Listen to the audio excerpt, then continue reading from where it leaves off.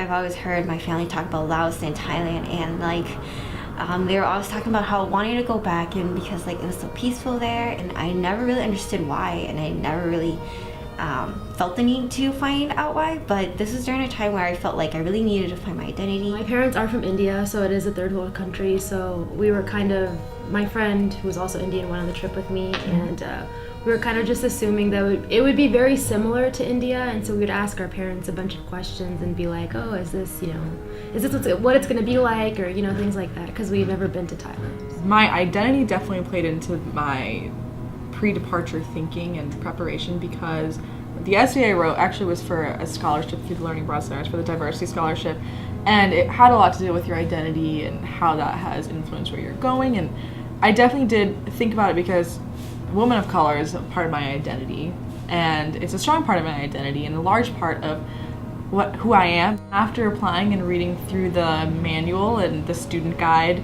they had a line in there that said, just so you know, if you happen to be a student of color or minority status, you may experience certain comments about your race. So I definitely thought about it a lot before I went abroad. It took quite a while to convince my parents to let me go. Being a girl, that it's like Hmong, my parents are very, very strict and traditional about not letting girls go anywhere without parents being around or anything. So it was kind of hard to convince them, and it took them at least 3 years to convince them to let me go. In a lot of Asian American families, the opinions and the decisions of the parents carry a lot of weight, like perhaps even more so than a lot of other American families. So it's very important to take them into consideration, especially because if something does happen to you abroad and you need the help, like they're going to be the ones you turn to. Like, it's very important to make them aware of what you're doing.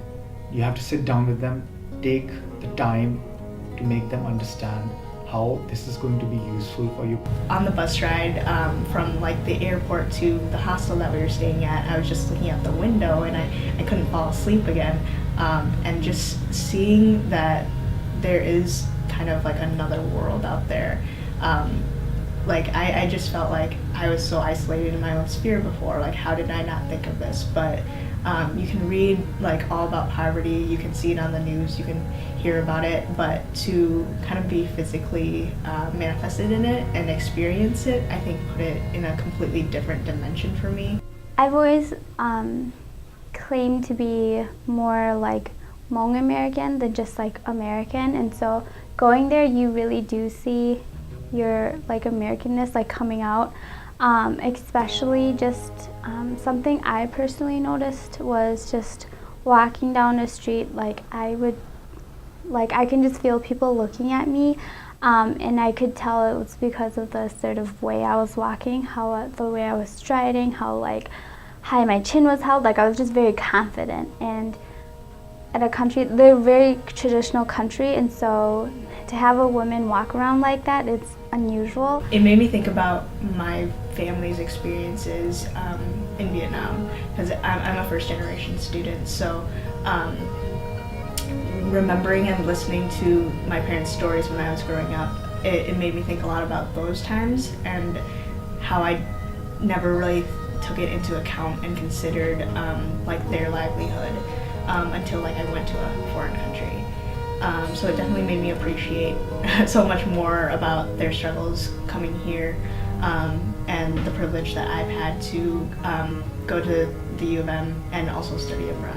Other people would be like, well, asking us, where are you from? And we'd say, United States, and they'd point at me and be like, no, but where are you really from? You're not American.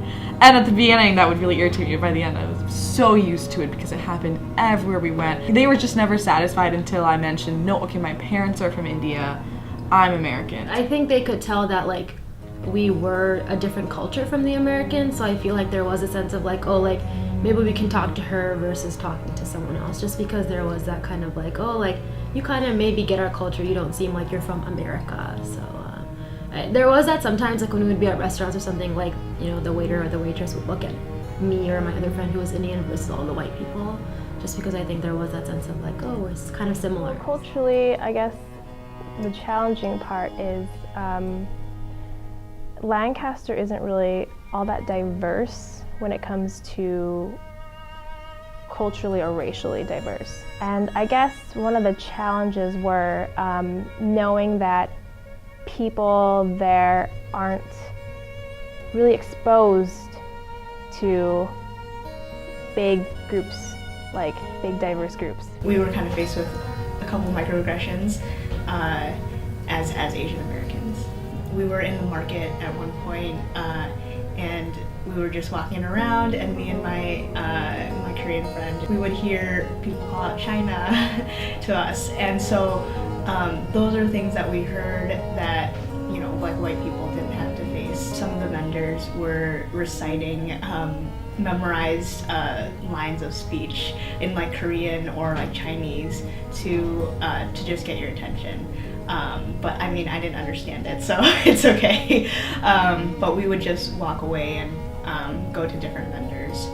I talked a lot about it with my friends and just like the cohort of people we were with, and I also talked about it with the doctors that were the leaders on the trip, and they did ask me if it was like, did it bother me and things like that, and I had to think about it for a second, because I was like, I'm used to it, I feel like, but at the same time I know that it's not right to be able to, you know, to hear that either, because as for me, I'm a Vietnamese American, and so it's hard when you're kind of placed in a bucket and assumptions are made about you, but I think talking about it and learning about what I can do about it, like the next time, definitely helped me. Getting to like go abroad and be in this, you know, new country, new people, new faces, even like meeting other Americans from around the States, you know, they didn't even know what Hmong was, you know, and being in that group, being the only Asian in that group was kind of awkward at the beginning, but then after a while we all became close family, you know, so just getting the chance to like tell people who I really am and like, you know, get the word around that, like, you know, there are other small community of cultures around that, like, you know, you have to be aware of, you know. Being in a Danish society, I guess, I don't think they saw me as an Asian, more of just an American, I guess. Because I think it's the way we talk.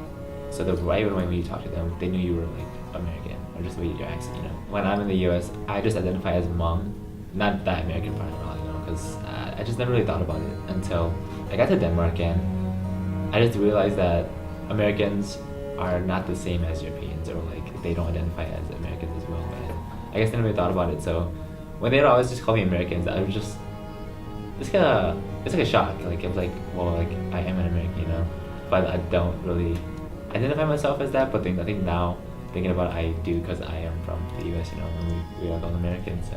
But the more different people you see from all over the world, so that's how their culture's like, that's what they do, and so you don't feel it's weird anymore. You appreciate the differences a lot more as the whole society. So it kind of creates a mentality of, you think it's a great thing to bring all different cultures together. I definitely think the more you see, the better off you are in the future, because you have so much more insights, you have so much more understandings.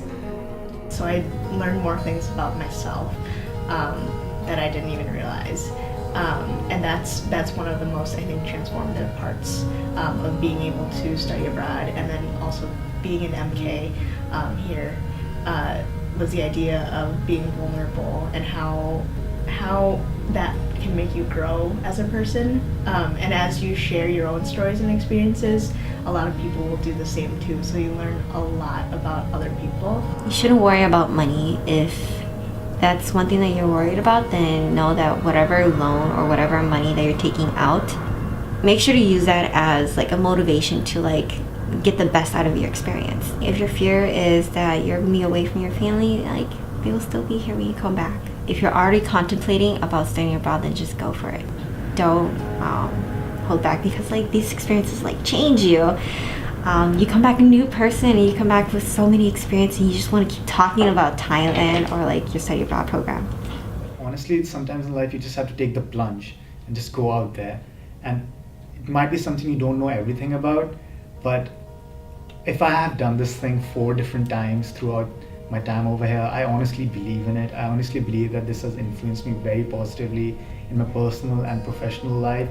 So just go out there, just challenge yourself, go out of your comfort zone. It will help you a lot and you will be very grateful.